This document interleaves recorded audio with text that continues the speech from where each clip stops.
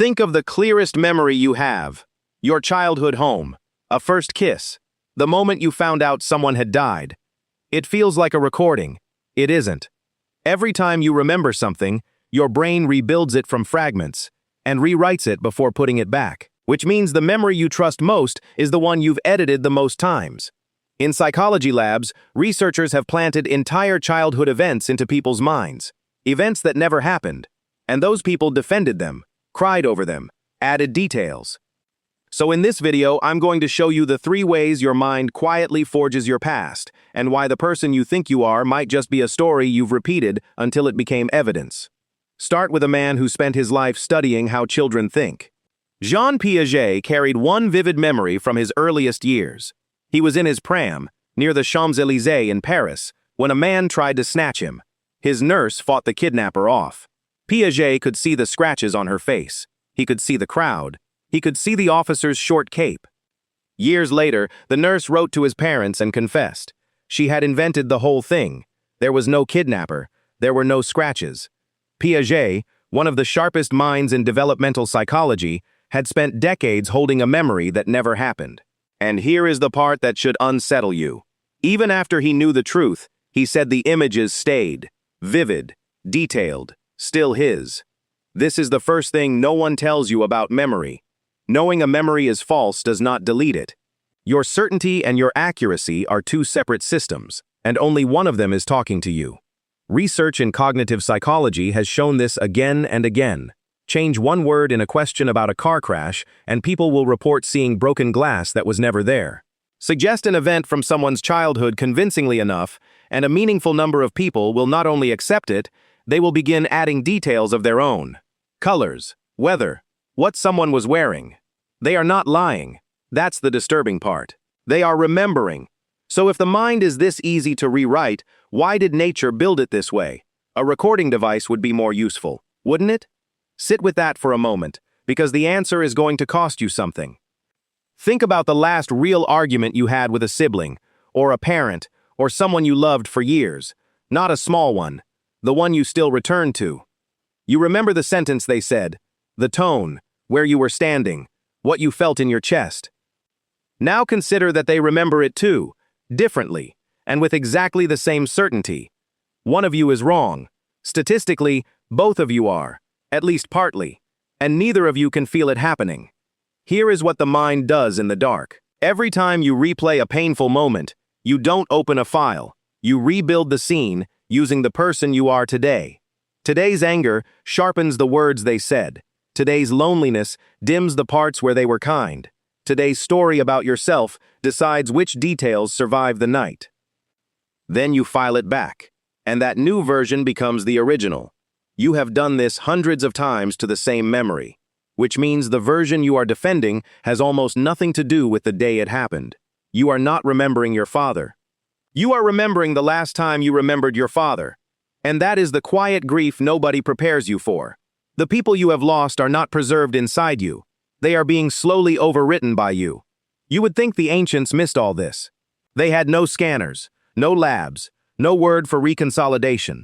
They understood it anyway, and they built their entire mythology around it. In Greek myth, memory is not a function. She is a goddess. Mnemosyne, one of the Titans, daughter of earth and sky. And in Hesiod's account of the gods, she does not stay in the background. She lies with Zeus for 9 nights, and from her come the 9 muses. Every form of human creation, poetry, history, tragedy, astronomy, is born from memory herself. Read that again. The Greeks did not classify memory as a storage system. They classified it as the mother of storytelling. They knew, whatever comes out of memory arrives already shaped into narrative. And they placed her opposite something else, Lethe, the river of forgetting in the underworld. Drink from it and your past dissolves. But the Orphic mystery cults went further, and this is where it gets strange. Thin gold tablets have been found buried with the dead in southern Italy and Crete, dating back more than 2,000 years.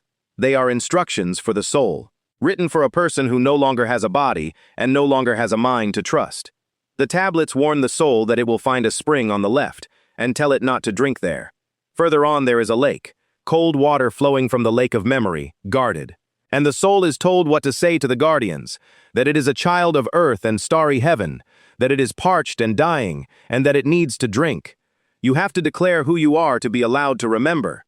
The Orphics understood something we have only recently been able to measure. Memory is not automatic. It is claimed, and what you are able to remember depends entirely on what identity you announce at the gate. Plato pushed it further still. In the Theaetetus, Socrates compares memory to a block of wax in the soul, receiving impressions like a signet ring pressed into it, and he points out that the wax differs from person to person. Some soft, some hard, some clear, some muddied. Whether you hold a thing accurately has less to do with the event than with the state of the person receiving it. 2,500 years before neuroscience, that is the finding. The recording is made of the recorder. So, the question stops being whether your memories are accurate. They aren't. The question is what to do with a past you cannot verify. And the honest answer is not the comfortable one. Because you might expect the reframe to be, your memories are false, so let them go. That's not it. That's just Lethe, with a self-help accent. The reframe is harder. If memory is reconstructive, then you are not the witness of your life. You are its author. And you have been writing the whole time without admitting it. Every time you tell the story of your childhood as the thing that broke you, you press that impression deeper into the wax. Every time you retell the betrayal, you edit the other person a little further into a villain, and yourself a little further into someone with no agency. This is not a suggestion to lie to yourself. You already are. The choice was never between truth and story. It is between a story you inherited by accident and one you take responsibility for. The past is not behind you. It is being made, tonight, by the version of you that is remembering it. I'll tell you where this actually landed for me. There is a memory I have carried about being humiliated as a kid. For years it was proof. Proof about what people are like. Proof about what I am like. I could see the room. What I could not see was how much of that room I had built after the fact.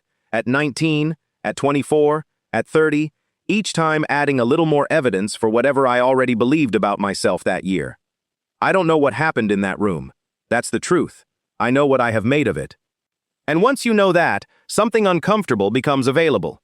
You cannot change the event, but you are already, involuntarily, changing what it means every time you touch it. The only real question is whether you do that consciously or let the most wounded version of you keep doing it in the dark. This does not make the pain fake. It makes it alive. And living things can be tended. Notice what happens the next time you catch yourself replaying an old scene. Notice that you are not watching it. You are performing it. Someone is choosing the camera angle. Someone is deciding which line the other person said last. That someone is you, right now, at this age, with this much fear and this much hope. Heraclitus is remembered for saying that you cannot step into the same river twice, because it is not the same river and you are not the same man. We only have that line secondhand, passed through Plato, through centuries of retelling, which is exactly right for a thought about memory. So the next time you say, I remember it perfectly, ask a quieter question instead. Who was remembering? And what did they need it to mean?